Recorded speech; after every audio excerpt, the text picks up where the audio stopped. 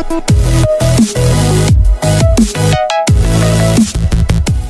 guys, this is Not Lammers of Invoked 101, and today we're doing live duel commentary over the duels that over the round 1 of the Flood sneak peek. So Flood stands for Flames of Destruction, and this is me versus Robert. Robert, of course, is the one who plays Tiny Tiger Turbo. So yeah, I'm playing Invoked Mekk-Knight. Gotta represent. Was thinking about playing ABC today. I'm going second. He opts to go first. Looks like he's just setting 4, and I believe that's pass. Draw for turn. The field spell zone is slightly cut off, which kind of sucks. I'm going to activate Magical Meltdown. He does not have Ash, so he's going to let it go through. Oh, no, he's not. Imperial Order, so I think it's dead. He goes, no, it stays. So I don't get the effect to search Alistair. I'm going to set a back row. Special the Mekk-Knight. He's not going to do anything about it.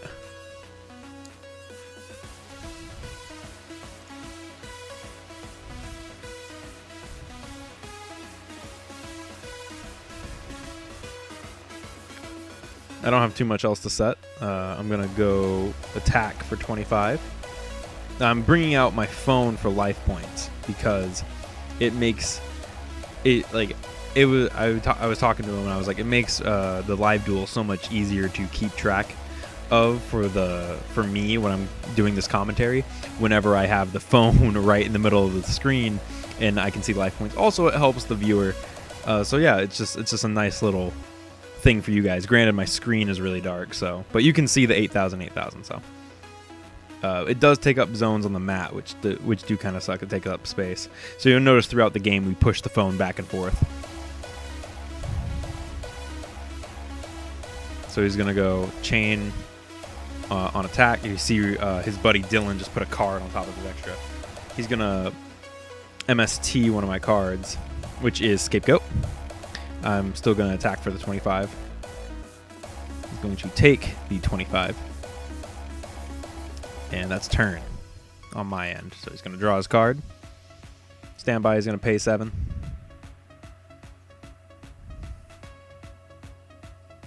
My phone's being annoying. Sets a card in his pendulum scale. Passes turn. I draw for my turn. I'm going to swing for 25. He has nothing.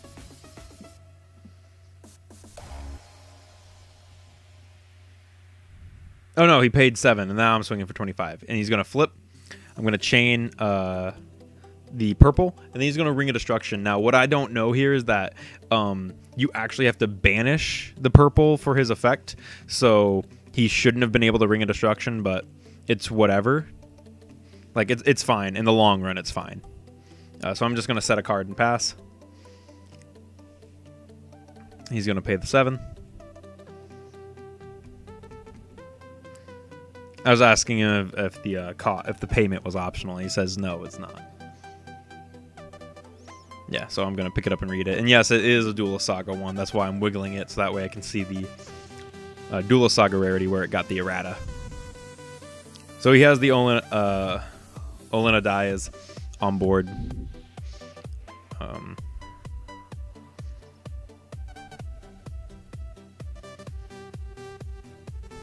I got a Ghost Ogre in my hand. I got a Ghost Ogre set on the field. I don't quite know. I think he has another Paleo set. And 900 life points, which you would think I'd be in a winning position, but that Imperial Order is definitely cucking me right now. That's Amazonis Princess. So what he does is I'm going to Valor it. And what I really like about this place is that the lighting is actually pretty good here. Like at this card shop, it's pretty decent lighting. And it makes the cards like hollow. The hollow cards look really nice. So he got Dynamishkus. He's going to target the field spell. He's going to Chain a Paleo, discard. I believe he just discarded Evenly Matched there.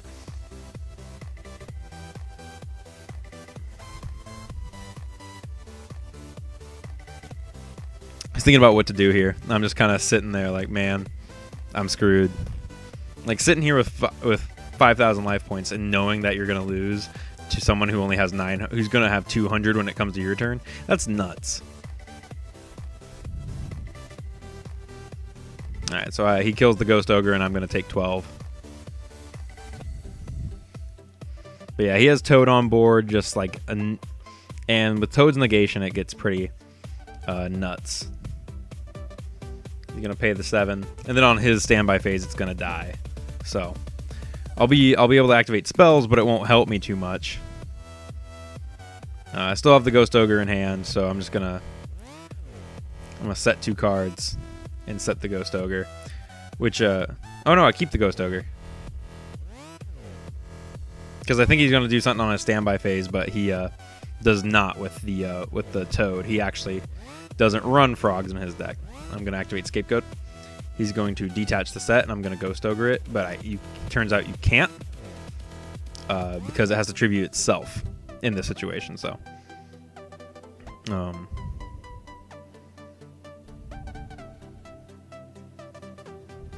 then he hits me for 12.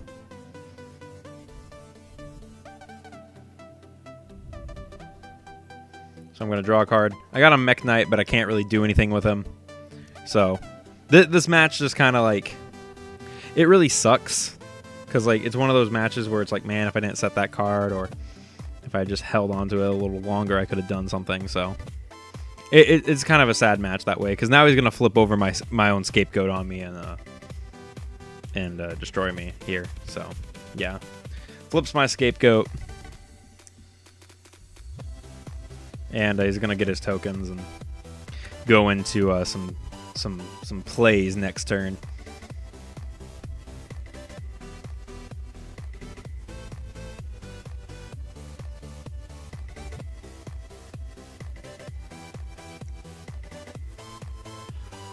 So yeah, as you see, we're like nudging the phone a little bit back and forth. So then he goes off, summons Link Spider. I'm pretty sure he doesn't have the Link Karibo, which is like nice for me, because that means he can't just like quick convert the token into a Karibo. That's just the X crawler guy, which I had no idea existed. I thought people still used Proxy. Maybe that thing has more attack points than Proxy, but I don't know. And then he summons the Griffin, the new Nightmare Griffin.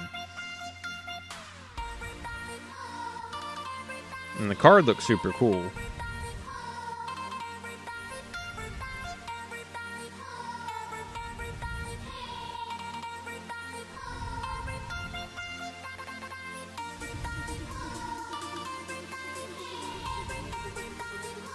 So, but I set my Ghost Ogre so I can't Ogre it and just take 12, which I should have held the Ghost Ogre, which, you know, a little sad, but it's whatever. You take it and you learn it, you know. So he's gonna get to set the Candinia to the field, which is the Book of Moon Paleozoic.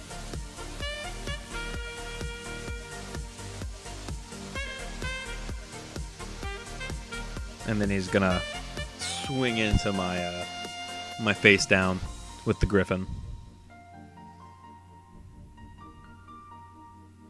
which just so happens to be Ghost Ogre, and then swing for 12.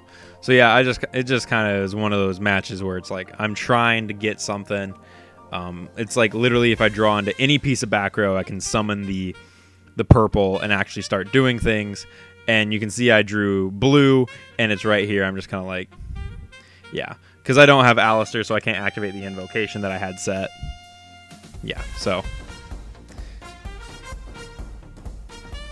there we go, and now we're going to go into Game 2, and I'll meet you back when we get to Game 2.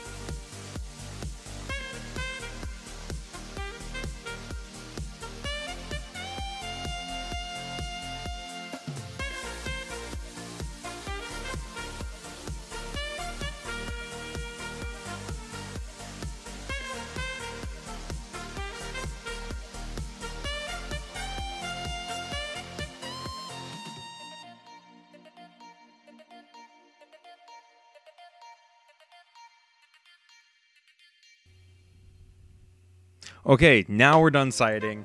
So what had happened was I forgot that I lost, so I forgot that I gotta pick who goes first.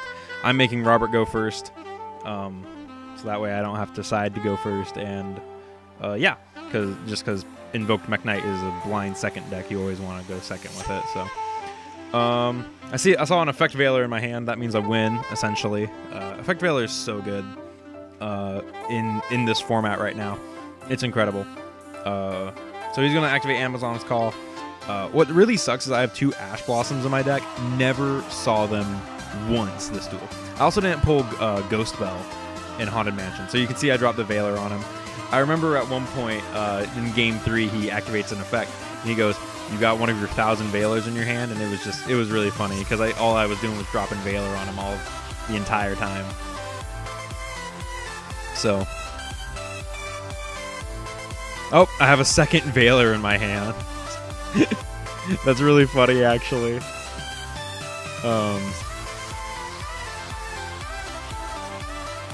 Veiler's a good card. I like Veiler. I also have an Ogre in my hand, if I'm right.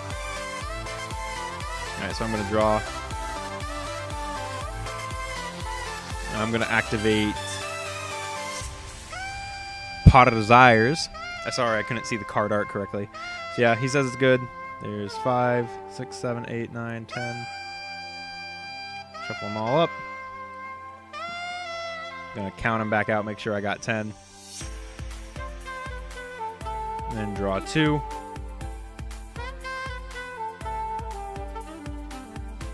I'm gonna check what I banished. And I forget if this is the game where I banished all 3 Alistairs. And I think I'm taking a second to look here. I banished an Ash Blossom. I don't think I've realized it yet.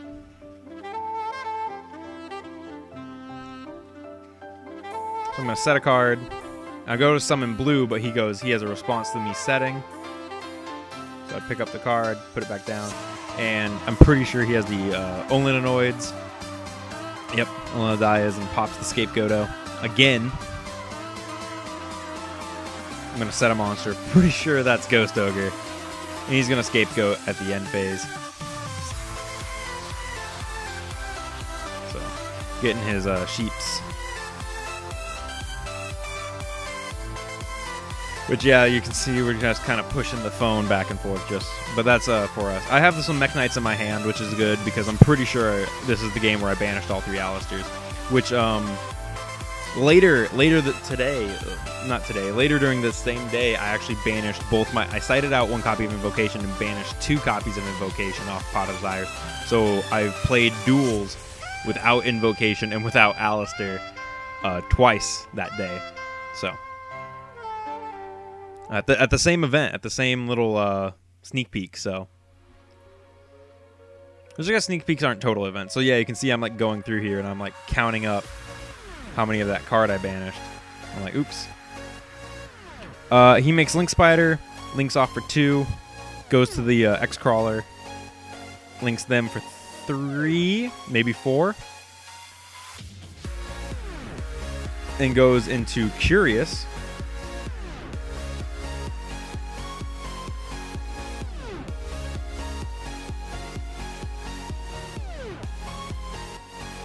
I'm going to Veiler the Curious.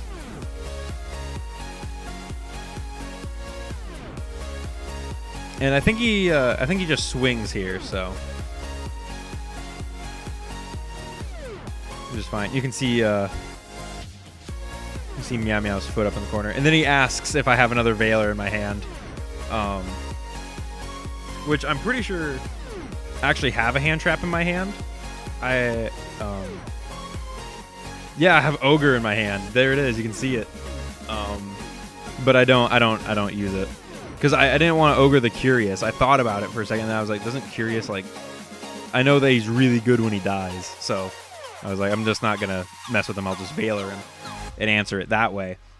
And if something comes up that needs to be Ogred, so right here, this is he summons another Nimble Beaver, which is a level 2 Water Beast, which on normal summons another Nimble monster. So he's going to overlay them into the Raccoon Xyz monster. The is it Tam Tam? I don't know what it's called. But yeah, so he's going to overlay into that. And what this does is this guy can't... What the raccoon does is it can't die when there's a token on board that it's summoned. So he's going to detach. And when he detaches, I'm going to ogre it. So it dies, but he gets the token. And he makes the remark, oh, that's the first time Ghost Ogre's ever going to do anything. Which is kind of true right now. Ghost Ogre doesn't do a whole lot against certain decks, especially his. And you can see he messes up because I'm playing Mekk-Knight, and he puts... so you can see, yeah, I had a Ghost Ogre set. He puts the token right behind the Link monster, giving me free access to, if I have a blue sky, I get to search twice. And yeah, he even taps it. He's like, yeah, I messed up here. Alright. So he's passing turn. I'm drawing my card. I do have the blue sky. I activate Magical Meltdown. I don't think he has anything for it. So he says it's good. Oh yeah, no effect, because I banished Alistair. So I'm going to special summon Blue Sky. And this is going to let me search 2 cards. So I'm going to search Move Man and Yellow Star, if I'm correct. Yep.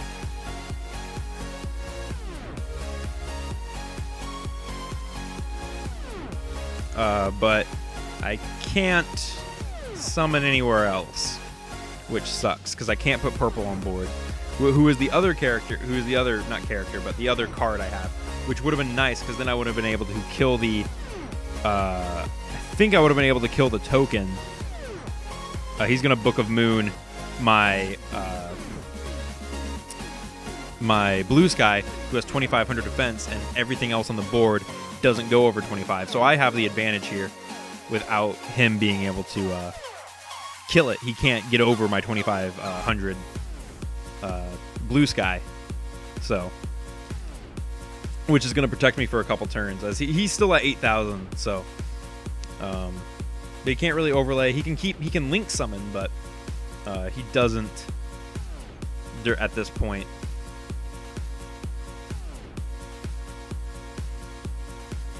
And he's even going through his extra deck to kind of see what to do here.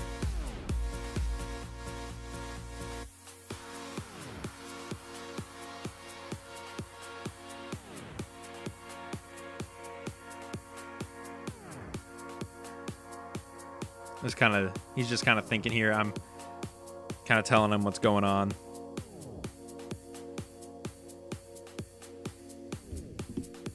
He's trying to get over the 25, but I don't think he can. So he's just kind of thinking about what he can do, because he has that token right there. So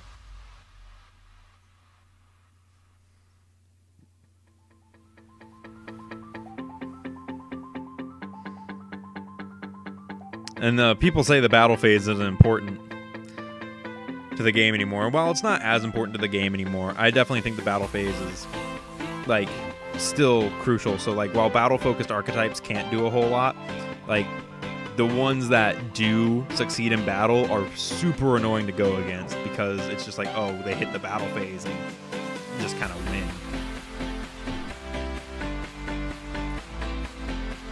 So he's gonna, is he gonna link?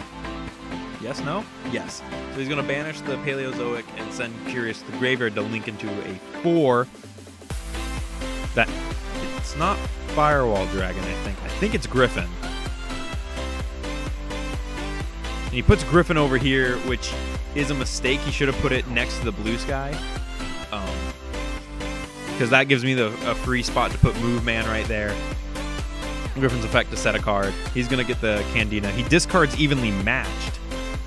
And he's going to get the Candina out of the graveyard again. I think. Does he have a Candina? I'm just kind of checking out Griffin right now. Let me put that $60 sneak peek card back. Alright, so there he sets Candina.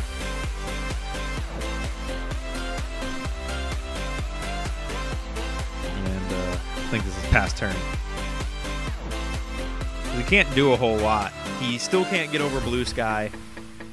Blue Sky's defense. And there's not a whole lot he can do with that. So yeah, he's telling me he's going to make me flip it.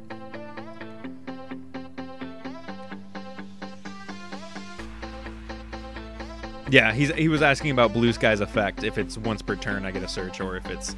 And no, it's Blue Sky's on summon, so... so right here, I'm going to Kaiju his princess. No, I'm Kaijuing Griffon, so that way I have a new spot to summon to.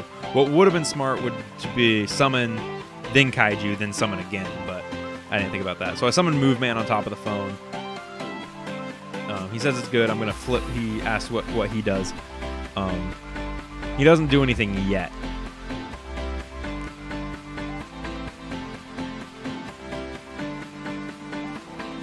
Which is good because I should have flipped up blue first. So then I'm going to flip up blue. I'm going to activate Move Man's effect to move. And he's going to flip Move Man down. And I know that he has to move a Mekk-Knight. So this is another place where I should have like read my card and like actually clarified. But so Move Man goes down and I move blue. But I guess he didn't really ask my target. I don't know if Move Man targets, but I'm pretty sure he does. So you can see I have purple in hand, which kind of puts me in a situation where I should have been able to summon purple, but I didn't summon purple. So I'm going to tribute them. He was asking about their defense points, but I tribute them both for purple because purple is dope. He's my favorite Mekk-Knight. He's not just because his color, but because he's really good. And then I special summon the Yellow Star. And Yellow Star only has 2200 attack, but he also has the ability to pop back row in the zone he's in by banishing a Mekk-Knight from the graveyard. And since I just tributed 2 Mekk-Knights, it puts Yellow Star in a very favorable position to be able to kill stuff right now.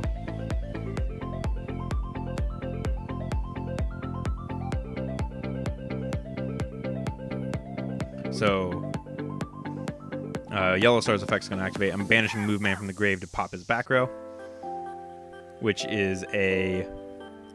It's not evenly. It's another Candina. And he's going to target one of my guys. He targets purple, but I'm going to activate purple's effect to banish himself and search a Mekk-Knight, which is going to grab me Blue Sky again.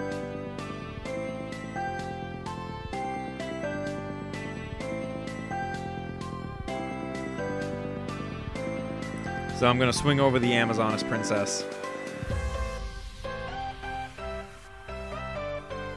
That's first damage to him.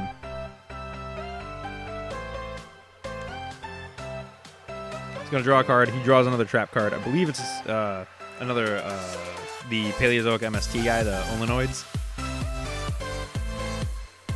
Nope, that's Dinomishcus. So he's going to crash the Kaiju and the Yellow Star. He's going to swing at me for 24, which puts me at 2,000. But that's fine. I'm getting... he sets a card in the back row. I draw, standby phase, purple comes back. And if I got any piece of back row, which I do, I summon blue. Blue's effect is going to search me a card. I believe I'm going to grab another copy. Nope, there's Move Man. So we're going to grab Move Man. And we're going battle phase. We're going to go 25 over the 24 for 100. And then we're going to swing for the 2,000. So we're going to put 21 on board. But yeah, like I said, purple really can change the tide of a battle. So yeah, he's going to Pot of Desires. Mekk-Knight Purple Nightfall is incredible because his banish effect to save himself for another turn to fight another day, essentially, is amazing in scenarios because it can... Because then, like, the next thing you get can potentially... and also he searches, and then... So he can make the next thing you draw an incredible card. And also put back a 2,500 body, which... 2,500 is still pretty big, even in today's game. So, he's definitely nothing to laugh at. I'm glad that there's... I do wish that one of them was 2,800, though. I do wish we had a 28 Mekk-Knight. I guess we'd have the 3,000 Link 3, though, so... That's nice. He's gonna go Rescue Cat. And then Rescue Cat's gonna activate its effect.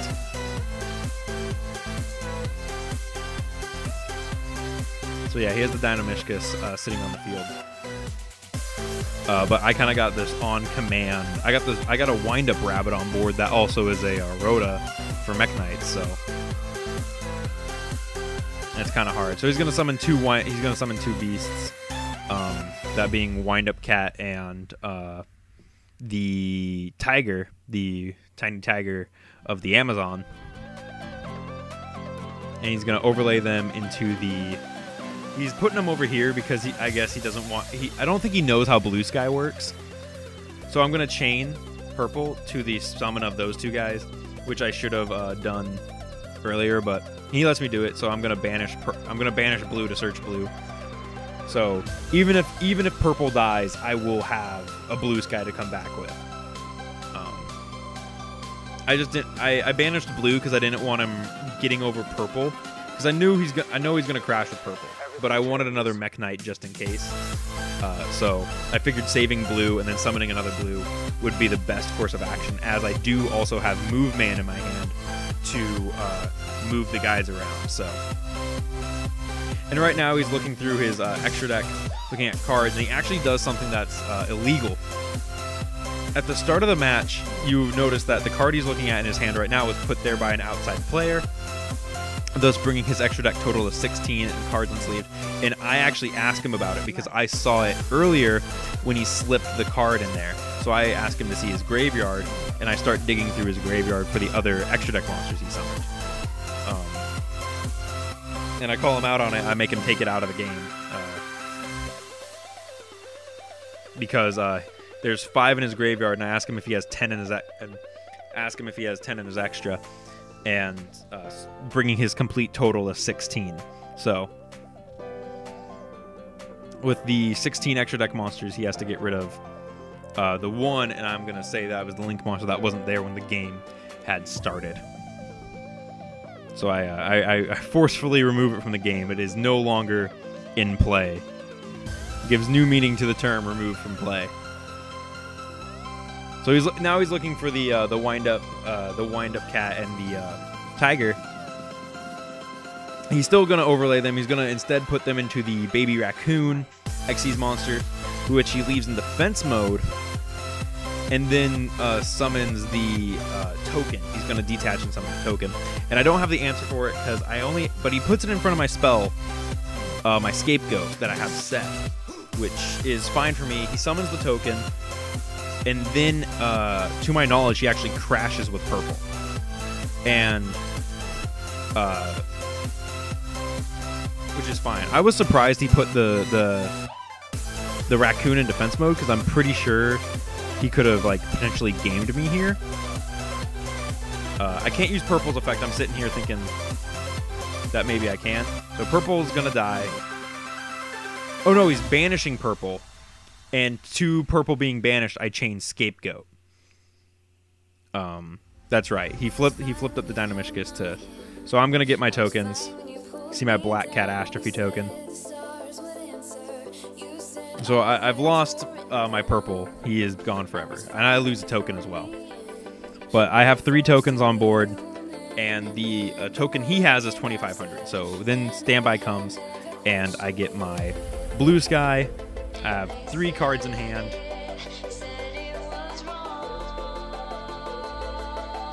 He has 49. And I'm just going through my extra deck thinking, like, oh man, what can I do? I got these 3 tokens. What can I convert them into? I don't have Skull Dread in my extra deck currently. I actually replaced, because I was only borrowing Link Karibo. So my extra deck looks more along the lines of... Instead, I chose my Link 4 to be Topologic Bomber Dragon, as I can kind of nuke the board on command using the Mekk-Knights. And he's also just like an easier card to go into than Skull Dread with my current setup. So that was just why I picked him. I am also running the Mekk-Knight Link monster. You can see Meow shoes over there in the corner, in the top left corner. You can see her tiny little shoes. But yeah, so I'm just going back and forth between my banish and my extra and all that stuff, trying to think, oh man, what can I do with these cards? What can I make? And I eventually come to the conclusion that you know what? If I can at least get over the token and kill the raccoon, I'll be set. So I make the executive decision to summon a monster I have never summoned before. I take a good look at what I have in my extra deck and what is possible to summon, which currently comes down to Radiant, Proxy Dragon, and Gaia Saber. I look at my hand, I take a good long thinking about what I'm going to summon. I'm staring at him. I'm staring at the Topologic, and now there's Gaia right in my hand, and I'm looking at him. I'm like, all right, that's my best bet, 2,600. So I'd sack out my tokens and make the 2,600 Gaia Saber. Is he Gaia Saber the Video Knight still, or is he? I just remember he was called Video Knight. So he's gonna kill. He kills the token for 100, and Blue Sky runs over the defense position Raccoon. I pass my turn. He draws one card, Solemn Strike, and he goes, let's go to game 3. So I will now, and I will talk to you guys when we get to, and I show him the 3 banished Alistairs. I'll talk to you guys when we get to game 3 because something funny happens in between the rounds.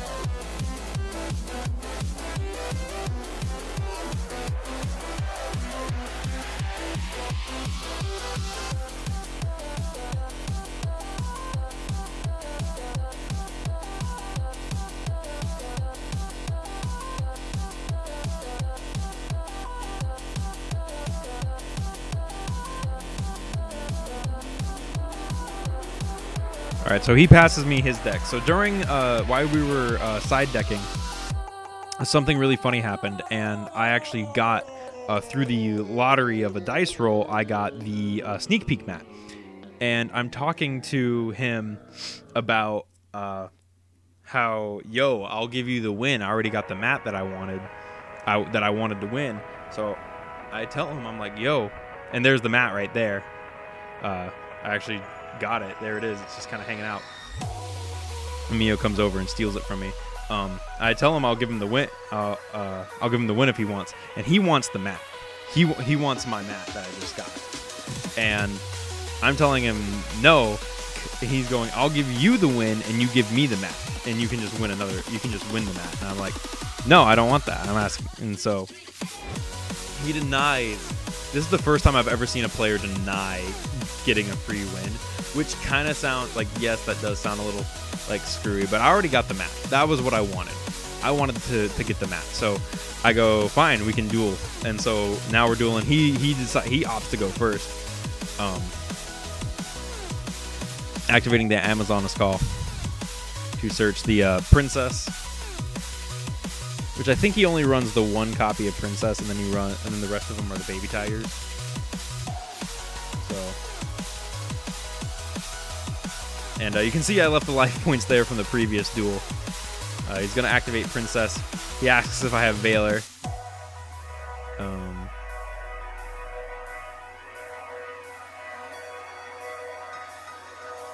You're just kind of tapping our mats real quick. The Code of the Duelist and the Circuit Break mat, which, if I'm correct, those two sets came out right after each other, did they not? I believe it went Code, Circuit, Extreme, and now Flood, which I would love to get the Code and Extreme Force mats to complete the set of 4 and have the first 4 Link sets. So he's going to search the Amazoness Trap card. I got one of the Kaijus in my hand. I got a Ghost Ogre. I just didn't want to use the Ogre quite yet. He's setting 4 back row. I'm going to draw a card. I drew purple or blue, one of the two. I'm going to activate Magi. He's checking, double checking, making sure it's all good. I'm going to reset points. There we go. It says it's good. So we're going to search out the Alistair.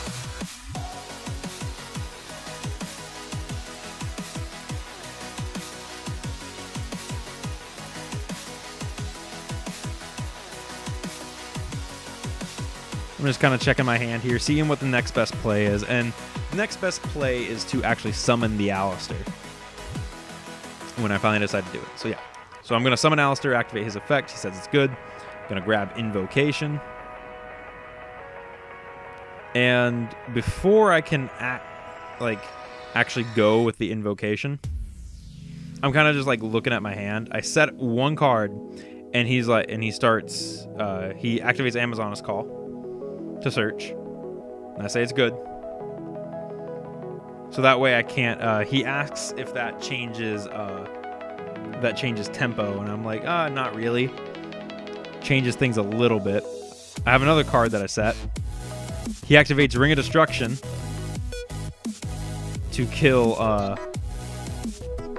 Alistair. We both take 1,000. But once again, it's okay. I move my Mekk-Knight Field Center. From the Yu-Gi-Oh! Day, Matt. Yeah, that's the... what the Mekk-Knight Field Center is. It's the small version of the Yu-Gi-Oh! Day mat. Which is another very cool mat. The 2018 Yu-Gi-Oh! Day.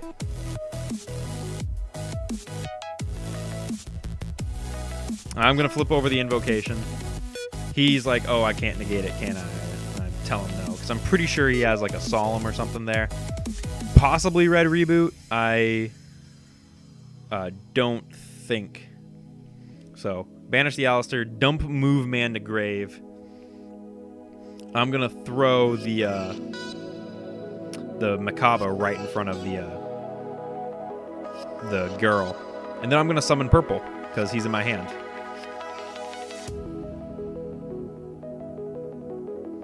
And he does have a card. He's going to Solemn Warning my purple. Which is fine. I'm going to flip over the Monster Reborn I had set. Get back the Purple Nightfall. And for those who don't know, quick play spells cannot be activated at the turn they're set, but normal spell cards, and I believe continuous spell cards, can be activated at the turn they're set. So if you're just wondering about that and how I'm able to flip over the Invocation after I've set it, and the Monster Reborn, it's just because that's how it works. So he's going to activate this. He still takes damage here, but then Mekaba's banished. And this leads to it's not an argument, it's just like confusion on my part, because I'm confused on how some of the cards work, and that's not too big on, that's not me, that's just me being slightly less experienced with this kind of interaction between cards. And then so I'm just reading this card. I'm just asking about it, like if it activates, because I have Ghost Ogre. So I want to Ghost Ogre that card to get it off the field. So I'm asking if that's how that works. And he's like, no. And so I take another read at it, just trying to figure out how it works and why I can't Ghost Ogre, because it is activating. And I read Ghost Ogre because he's like, Ghost Ogre can't activate in the damage step. And I'm like, but it doesn't say that, because a lot of cards say accept damage step, which is really nice. You know? Okay, so, and then I understand. He explains it to me in detail. Like, he's like, this is exactly why you can't Ghost Ogre right now. So I'm going to swing for 25. And he goes, he's activating that. And now I Ghost Ogre it. I'm pretty sure he shouldn't have gotten the Amazon Escal. And I'm asking if he took damage from the Mekaba attack now. Yeah. Yeah. So I was just asking if he took damage from the Mekaba. And he gets the Baby Tiger out. He searches Amazon's Call. That card dies. I kill it with purple. After a long battle phase. Long, confusing battle phase. I go main phase 2. And I think about it for a minute. I look at the card, and I'm going to kaiju his baby tiger. Because I don't want... My logic was, if I kaiju it, he can't make a rank 2. So I take away the baby tiger and give him Gamma Seal instead. My other thought process was Gamma Seal still can't run over purple, and I will get the effect of purple to banish and search no matter what, and I'm still at 7,000, so I can still take a little bit of damage before I die. And then even so, when I come back, or not when I come back, but when purple comes back, he'll at least be able to kill the Gamma Seal if it's still there, or anything smaller than 25. So he like covers a lot of. So he's gonna summon the baby tiger. Baby tiger is gonna summon from the grave, I think, something like that. I have Alistair in hand. He still is going to make a rank 2 no matter what. I don't think he puts it in front of purple. I think he puts it on the other side because he doesn't know how the Mekk-Knights work completely, I think. So he wants to move them away, even though it really, like, when it's right at this point. And so here we go. He's setting the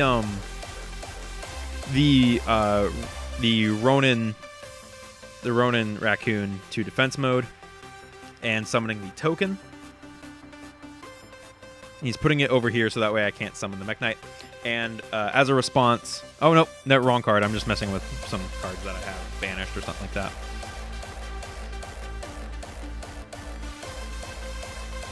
So he has the token. He's going to swing into purple. Purple's effect is going to activate to search another Mekk-Knight.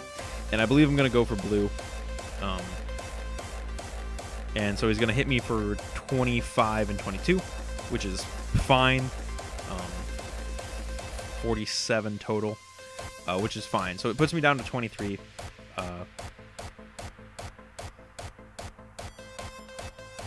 Yeah, I show him damage. He was just making sure. Because I guess he thought I was lower.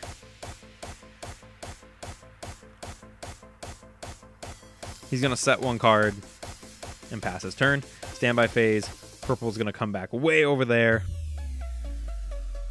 I'm going to normal summon the Alistair and get the effect. You can see someone just... Mio just fixed the camera. Alistair's going to search me Invocation. I still have my field spell on board. You can barely see it in the camera, but I do have the field spell preventing... so I am going to special and attempt to search. He has a card that he doesn't activate. So I'm going to search Move Man, I believe.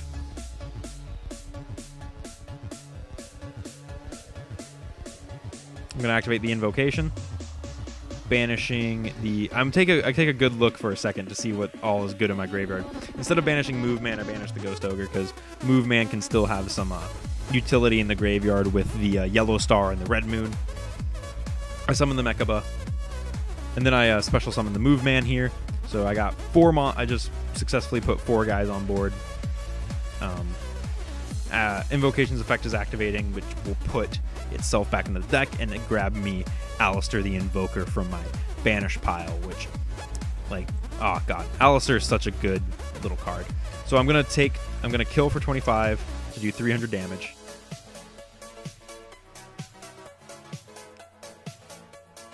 I'm going to try to swing over it because I forgot that I had to kill the token first. It's fine, it doesn't change a whole lot of how the game goes from here. So I just swing over the token by chaining Alistair for 1,000.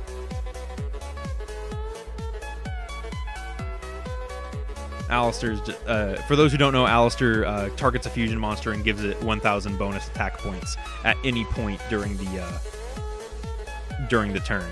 During either player's turn, he can give the monster 1,000 attack points. So that puts him down to 24. So now the game is kind of coming to a close here. He doesn't have too much going on. He still has a card set. Don't quite know what it is. He's going to set another card. I actually think he has an evenly matched somewhere. I think he has it in his hand. Yeah. And I'm going to swing for 25, and that is game. So, anyways, thank you guys for watching. I hope you enjoyed this duel commentary. Tell me some of the misplays down in the comments below, because I think I caught them all. If I missed one, tell me, and I'll see you guys in the next video.